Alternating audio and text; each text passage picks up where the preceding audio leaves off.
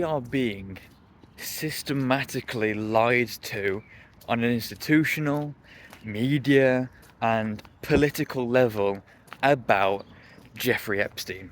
And the truth behind Jeffrey Epstein, the real Jeffrey Epstein, we're being told from institutions, from media outlets, quite a few media outlets within the UK, the US, places like that, and we're being lied to or told by political parties, namely Reform UK, that Jeffrey Epstein was a Russian spy. Where did you get that information from? In what part of the files you're sifting through? What part of the files would tell you that? Every part of the files would tell you and link Epstein to Israel, the Israeli government, the Israeli intelligence, Israeli military intelligence agencies. It links them all straight back to that. Okay, so obviously, what we know about Epstein, he was a Jewish man, a Jewish financier who had relations with, how do you pronounce his name? Ahud Barak? Ahud Barak? I don't know how you pronounce that. But this man was the former Prime Minister of Israel, former head of the IDF, and had close relations with the IDF, who was also, by the way, this man was also the Minister of Defence, head of the IDF, ex-Prime Minister, and was also a business owner who dealt with arms export, intelligence, stuff like that. So this man, very deeply interconnected with the Jewish military intelligence complex, Jewish politics in Israel, and Jeffrey Epstein met with this man, at least that we know of, 60 times in person in various locations in the United States, and on some occasions was documented advising Barack on deals that was done with the United States, kind of arms deals, intelligence deals, stuff like that.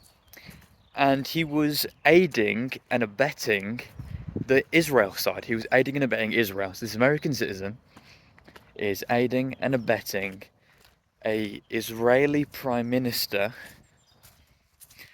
ex-Israeli Prime Minister, ex-head of the IDF, ex-Defense Ministry, all that stuff. He's aiding and abetting him.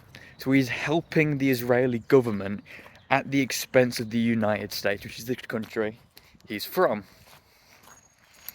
So he has deep interconnected relations with the Israeli military intelligence complex, and we're going to call him a Russian spy.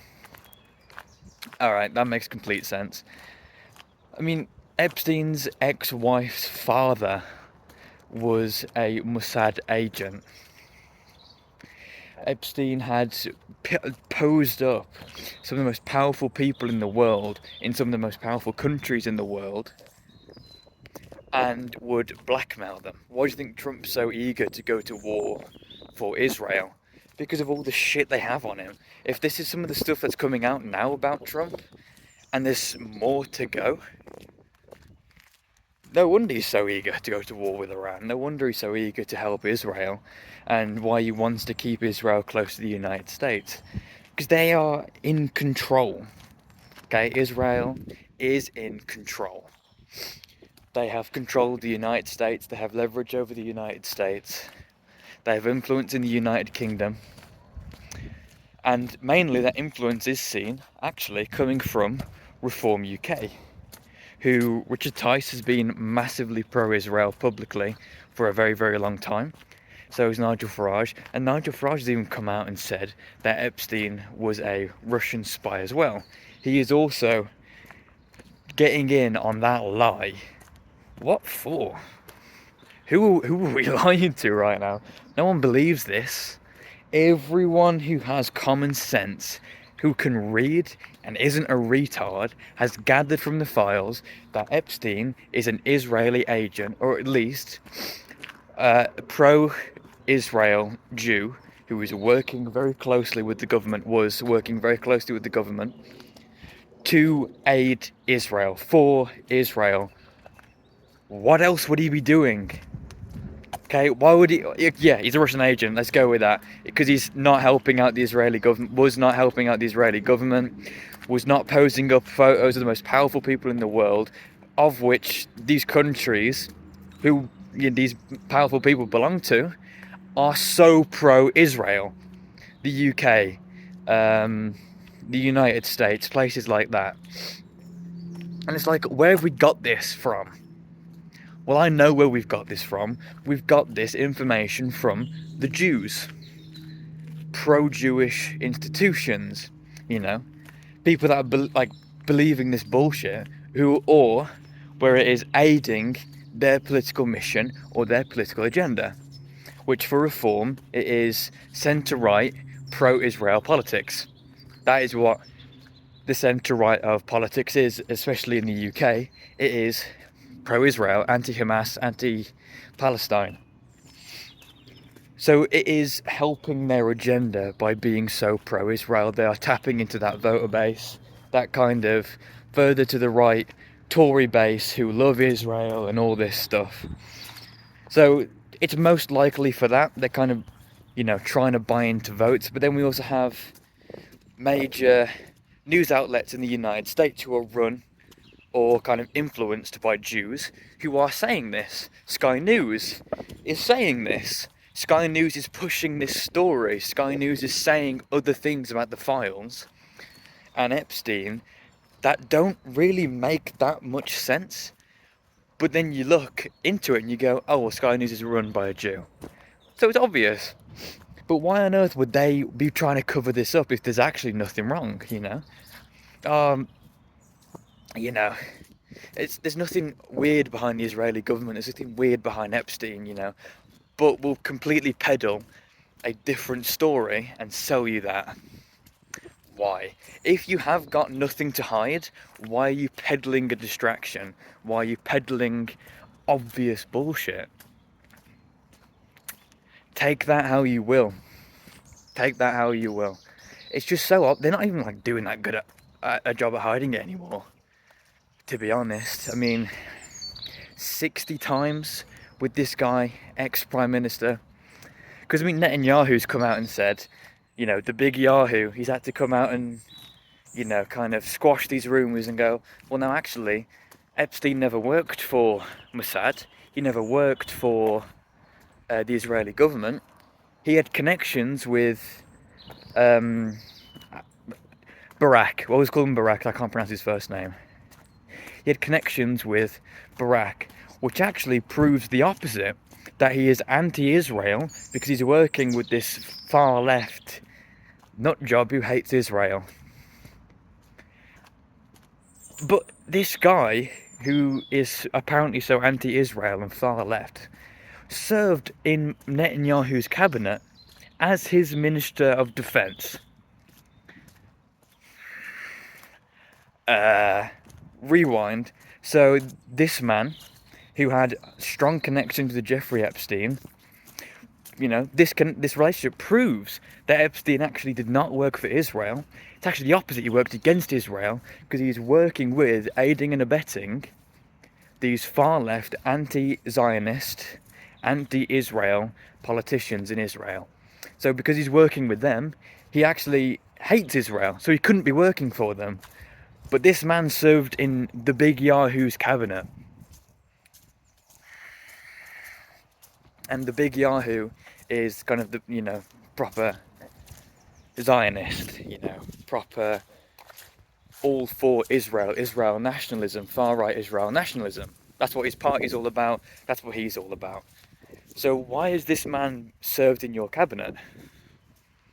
He's using this man as a scapegoat to say, well, Epstein actually doesn't work, never worked for Israel, never wanted to work for Israel, none of that. Even though you did help sign off on multiple deals that help Israeli companies, that help Israel, help Israel's military, armed forces, the IDF, all of that. He helped Israel in so many ways in terms of deals and stuff like that. He's working with an ex-prime minister, ex-head of the IDF, ex-head of the ex-minister of defense, and a massive businessman for the Israeli military intelligence complex. He's helping this guy, trying to get him back into political office by helping him with his campaign, signing off on all these deals.